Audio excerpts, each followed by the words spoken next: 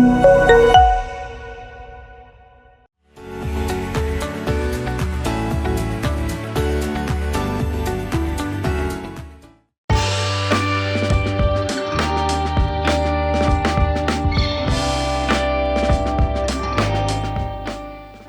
To another class. Previous క్లాస్లో మనం చిన్నగా అంటే టెక్నిక్స్తో మనం కూరగాయలతో రకరకాల డిజైన్స్ని ఎలా తయారు చేసుకోవాలో చూసాం కదా. సో మీరు ప్రాక్టీస్ చేస్తున్నారా? డెఫినెట్గా ప్రాక్టీస్ చేయండి. ఎందుకంటే మేము రూపొందించిన ఈ యొక్క క్లాస్ ఏదైతే ప్యాకేజ్ ఉందో దీని ద్వారా మీరు కార్వింగ్స్ని ఈజీగా ఎలా నేర్చుకోవచ్చో మేము ప్లాన్ చేసాం. స్టెప్ బై స్టెప్ మీకు ఎలా నేర్చుకుంటారో ఆ మెథడ్స్తో మేము ఈ యొక్క క్లాస్ని మేము ఏర్పాటు చేయడం జరిగింది. సో దీనికి ఏంటంటే మనం ప్రాక్టీస్ అనేది ఎక్కువగా ఉండాలి. దానివల్ల ఏంటంటే పర్ఫెక్షన్ అనేది వస్తుంది. దానికి తోడుగా మీరు మీ చేసిన ఆ కార్వింగ్స్ని మీ ఫ్రెండ్స్కి తర్వాత రిలేటివ్స్లో కానీ అలా ప్రజెంట్ చేసినప్పుడు వాళ్ళు ఇచ్చే కాంప్లిమెంట్స్ మీకు మంచి బూస్టింగ్గా పనిచేస్తాయి అన్నమాట.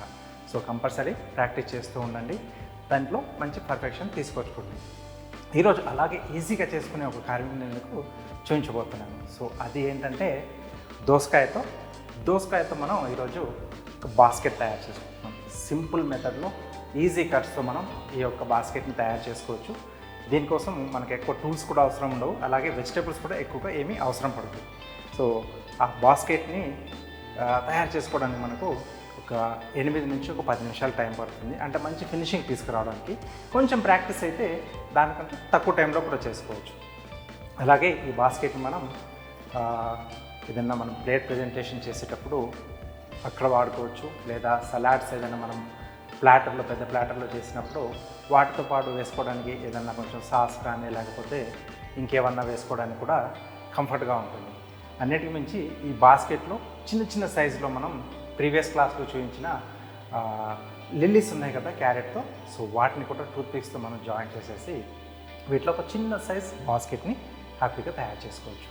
ఓకే, సో ఇన్ని రకాలుగా వీటిని మనం దీన్ని మోల్డ్ చేసుకోవచ్చు అనమాట. సో దాన్ని ఎలా తయారు చేసుకోవాలో ఇప్పుడు మనం చూసేద్దాం. దోసకాయ బాస్కెట్ తయారు చేసుకోవడానికి కావాల్సిన పదార్థాలు: దోసకాయ, క్యారెట్. దోసకాయ బాస్కెట్ తయారు చేసుకోవడానికి కావాల్సిన tools: paring knife, V-cut, big knife.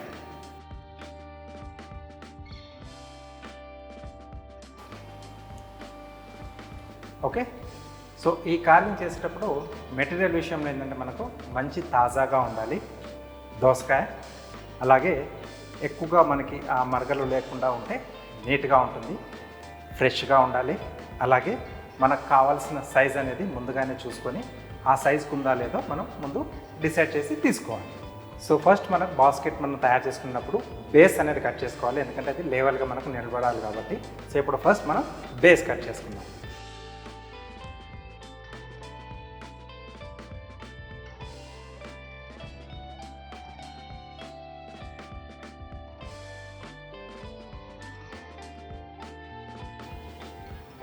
So ఇలా నిలబడుతుంది. నెక్స్ట్ హ్యాండిల్ కొరకు మనం ఇక్కడ కట్ చేసుకోవాలి. ఒక ఫింగర్ థిక్నెస్ మధ్యలో గ్యాప్ వదిలేసి ఇటువైపు నుంచి హాఫ్ లెవెల్ వరకు ఒక హాఫ్ సర్కిల్ లాగా మనం కట్ చేసుకోవాలి.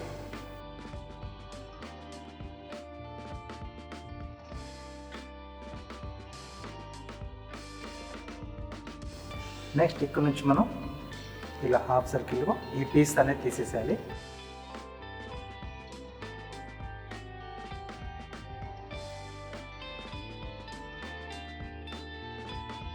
సో ఇక్కడికి వచ్చేస్తుంది మనకు.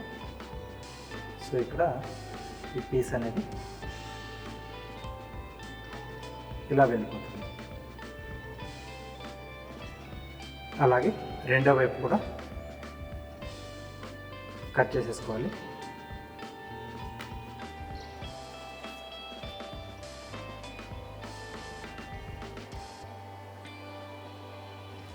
సో 2 sides మనకి కటింగ్ అయిపోయింది.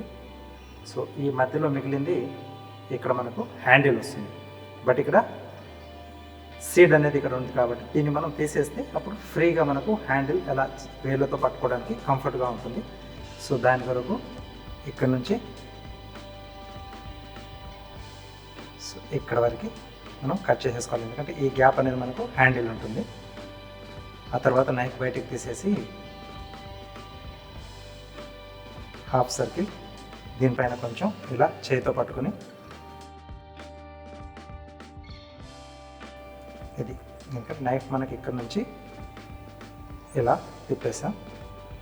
సో ఆల్రెడీ కింద ఇక్కడ కట్ చేసేసాం. సో ఇక్కడ నుంచి దీన్ని మనం పుష్ చేయాలి.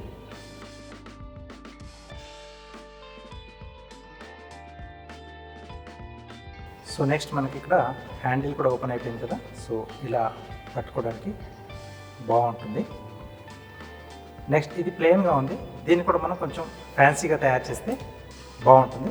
సో దాని కొరకు నైఫ్తో ఇలా స్లాంట్ కట్, ఇక్కడ నుంచి స్లాంట్, సో ఈ పీస్ ఇలా వెళ్ళిపోతుంది. So slant slant slant and slant. So ఇలా కంటిన్యూగా మనం కట్ చేసుకుంటూ వెళ్ళిపోవచ్చు. చేసే కార్యాన్ని ఇంకొంచెం బ్యూటిఫుల్గా కొంచెం ఎఫర్ట్ మనం పెట్టేస్తే సూపర్గా వస్తుంది.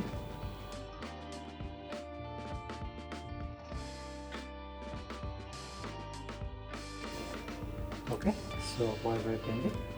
దీన్ని మనం రెండో వైపు కూడా కట్ చేద్దాం. సో రెండో వైపు నేను టూల్ యూజ్ చేస్తున్నాను. మళ్ళీ చెప్పండి, రెండో వైపు నేను సో రెండో వైపు ఈ వీ కట్ యూజ్ చేస్తున్నాను. దీనివల్ల ఏంటంటే మనకు తక్కువ టైంలో ఆ కటింగ్ అనేది రెడీ అయిపోతుంది.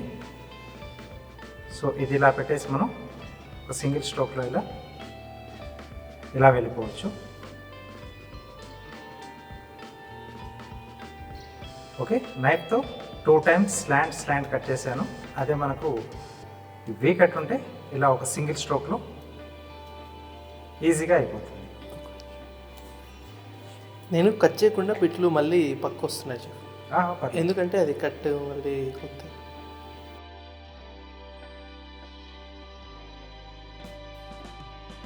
సో ఫినిషింగ్ అనేది కూడా నీట్గా వస్తుంది. ఇది అలాగే మనకు ఇది సో కట్ చేసుకోవడం వల్ల మనకు ఫ్యాన్సీగా కనిపించి బాగుంటుంది. ప్లస్ ఇంకొంచెం మనం ట్రిమ్ చేసుకోవాలి అనుకుంటే హ్యాండిల్ చేసుకోవచ్చు. ఇది కొంచెం ఇలా పట్టేసుకొని ఇక్కడ నుంచి కొంచెం లైట్గా అంటే రౌండింగ్ షేప్ చేస్తున్నాం.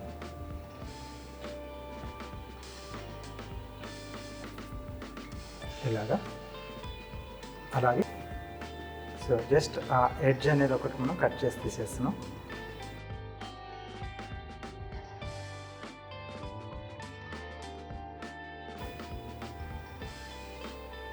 ఓకే, సో ఇలా బాస్కెట్ మనం హ్యాపీగా దోసకాయతో రెడీ చేసుకోవచ్చు.